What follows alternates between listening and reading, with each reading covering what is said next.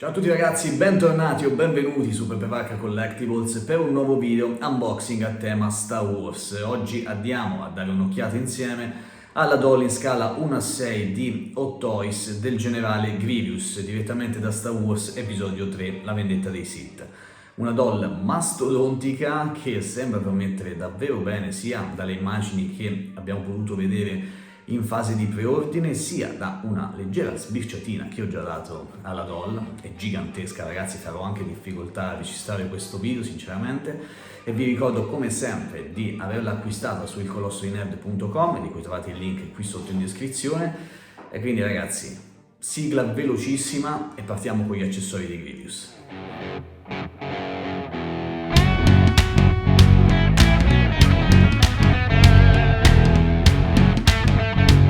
Un comparto accessori piuttosto generoso quello a disposizione del generale Grievous, che sicuramente lo renderà molto versatile nel posing. Comincerei dalla basetta, che è quella standard ottagonale per personaggi di dimensioni notevoli come Grievous. L'abbiamo già vista per esempio anche in Venom, anche se lì poi c'era tutto il diorama.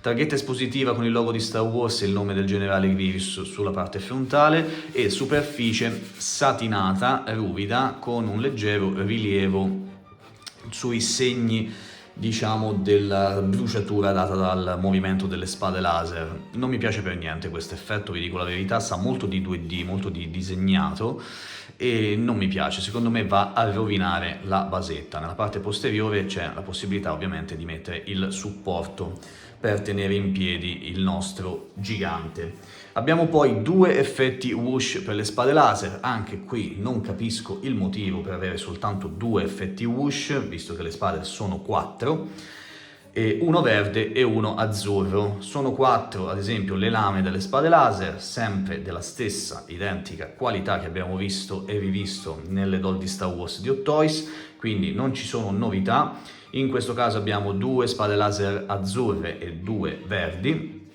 e poi 4 spade laser che in realtà diventano 8 perché ognuna di esse ha il corrispettivo che può essere illuminato con USB-C, illuminazione che vi anticipo è sempre la stessa, quindi di una qualità piuttosto scadente.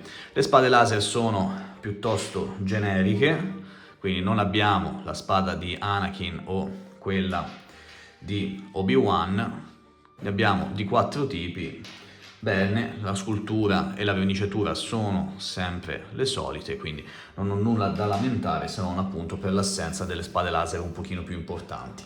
Abbiamo poi un blaster, questo molto ben dettagliato, mi piace un sacco, è composto da parti che sono non removibili, quindi è tutto un pezzo, buona la verniciatura metallizzata, non c'è effetto weathering da nessuna parte. Abbiamo un altro head sculpt per il nostro Grievous, quello Battle Damage, per dargli un look appunto più da battaglia, con il purse, quindi gli occhi che possono essere ruotati e la possibilità di essere applicato tramite questi due magneti. Poi lo vedremo meglio in fase di posing. Abbiamo poi l'asta elettrificata, questa mi piace parecchio, verniciatura top con qualche punta di nero per esaltare le parti in rilievo. Queste parti trasparenti sono uno spettacolo, così come l'interno che è ben visibile e anch'esso molto ben strutturato. Può essere accompagnato dagli effetti elettrizzati che sono di questo colore verde con una plastica semitrasparente, che possono essere applicati all'asta semplicemente infilandola nel punto giusto, in questo modo. Questa è un'ottima possibilità di posing per il nostro Grievous, che lo renderà sicuramente molto accattivante. Sempre per andare a completare il look poi Battle Damage, ci sono 2 braccia distrutte, diciamo tagliate dalla spada laser. Qui vediamo la sezione appunto come se fosse stata bruciata dalla laser delle spade, con altri 2 pezzi aggiuntivi che vanno a costituire sempre il look Battle Damage. Poi abbiamo il mantello, importantissimo per Grievous, bellissimo, mi sembra molto ben fatto, la stoffa è, sentite, piuttosto ruvida e anche sembra abbastanza resistente. Non è cablato purtroppo nella parte finale, spero che quantomeno lo sia Ok, in questo caso invece nella parte frontale, diciamo, è cablato. C'è il logo riportato con il materiale è sempre lo stesso, ma c'è una lavorazione leggermente diversa per esaltarlo un pochino di più. Può essere applicato al nostro Grievous tramite questo bottoncino, poi ancora non ho provato ad applicarglielo, poi vedremo come sarà la resa. Al suo interno ci sono le tasche per riporre le spade laser, questa cosa mi piace, con i relativi gancetti, e come vedete anche l'interno è di un tessuto molto più morbido, con questa colorazione rossa, con un motivo a scacchi che viene riportato lungo tutto il tessuto. Per ultimo non ci resta che vedere le mani, che ci sono di due diverse tipologie, ci sono quelle ovviamente montate di default su Grievous, queste che sono un unico pezzo, mi piace molto la colorazione che poi viene riportata anche sul generale, con questo bianco panna un pochino sporcato, molto ben resa, anche le nocche e tutto il resto. Qui abbiamo delle dita articolate, anche il pollice è articolato molto bene, articolate fino alla falange, diciamo, non la falangetta, la parte terminale no, ma la falange può essere articolata, quindi per pose un pochino più particolari. Poi abbiamo invece un altro paio di mani, uno ve l'ho attaccato, diciamo, per farvelo vedere meglio, l'altro invece ve l'ho lasciato separato. Queste possono essere appunto unite in questo modo per andare ad afferrare le spade laser. E quindi niente, questo potete metterlo sia con le mani attaccate sia soltanto con le 3 dita in questo modo. Anche qui maggiori possibilità per la variabilità del posing. Detto questo, ragazzi, adesso disfiamoci di tutta questa roba e andiamo a vedere il gigante, ovviamente sempre se mi entra in camera. Il generale Grievous è una doll veramente imponente, 43 cm di doll in un body molto pesante, che non è full diecast, ma ci sono parti in diecast in metallo che si alternano a parti invece in plastica. Il metallo lo troviamo in diverse sezioni dell'interno del body del generale, soprattutto anche nelle braccia e nelle gambe. La struttura e l'ingegneristica di questo body è sorprendentemente avanzata, mi piace tanto come è resa ogni parte del generale, lo vedremo più nel dettaglio fra un istante, ma la cosa che mi preme dirvi è che nonostante le varie parti mobili che vanno a comporre il body e quant'altro, mi dà una sensazione di estrema solidità e questa cosa mi preoccupava tantissimo in fase di preordine, invece per il momento almeno mi sta sorprendendo positivamente. Cominciamo a vedere il viso, a cui abbiamo già dato un'occhiata, almeno per quello alternativo, quello battle damage, in fase di scoperta degli accessori. Qui abbiamo la versione clean, che poi tanto clean in realtà non è. Ci sono dei tagli, soprattutto questi sulla fronte, che non mi convincono appieno, almeno la loro colorazione. Sinceramente, visto che sarebbe dovuto essere un viso clean, l'avrei lasciato così com'è, ma comunque hanno voluto metterci lì. Gli occhi, che mi piacciono tantissimo, hanno una certa profondità e una lucentezza che danno maggiore espressività al generale, mi piacciono, e ogni parte che vedete è mobile, a partire dalle orecchie, che potete muovere come volete, la testa stessa che può essere alzata per regolarla, per fare le varie pose, per girarla e fare quello che volete, e anche la base del collo con questa struttura di tubi che si intravede e si muove man mano che andiamo a muovere appunto la base del collo di Grievous. Cosa molto carina è questa sorta di spina dorsale che funge da pistone nel momento in cui andiamo ad alzare e abbassare il collo. Nello scoprire la schiena volevo mostrarvi appunto anche che è possibile vedere in un certo senso le interiora di Grievous. Se andiamo ad aprire anche questa parte del petto, in camera forse non renderà abbastanza perché non si vede benissimo, c'è un po' di ombra, ma vi assicuro che c'è una parte in plastica semitrasparente verde al cui interno possono essere intravisti gli organi del generale stesso. Davvero una bella chicca, molto molto carina. Poi mi piace in generale la verniciatura, è molto difficile da manovrare ragazzi, quindi vi chiedo perdono. La verniciatura ha questo bianco che la fa da padrone, bianco perla, bianco panna, bianco sporco, con diverse altre sfumature e segni di weathering e di battaglia, comunque tagli, taglietti, lesioni varie su tutta la superficie del body. E ci sono diverse sfumature che variano dall'azzurro al grigio, al rosso, rosa, arancione, quindi danno un tantino di realismo in più al nostro generale. Ci sono diverse parti mobili, come vi accennavo prima, e la tecnologia che è stata utilizzata anche per le braccia a me piace tantissimo. A parte il fatto che c'è comunque una butterfly joint per la spalla, quindi il braccio è comunque possibile muoverlo come una doll normalissima, nonostante le varie parti mobili, vi ripeto, è molto stabile. Ma poi volevo farvi vedere la differenza fra le braccia. Allora, le braccia possono essere separate, infatti questo qui ve l'ho già separato per farvi vedere, molto semplice, ci sono semplicemente dei peg, basta chiudere qui e si chiude. Ma volevo farvi vedere appunto che possiamo creare la classica posa di Grivus, diciamo con le 4 braccia, separando appunto le braccia. Questa è la versione con il braccio unico, diciamo, e questa invece è quella splittata.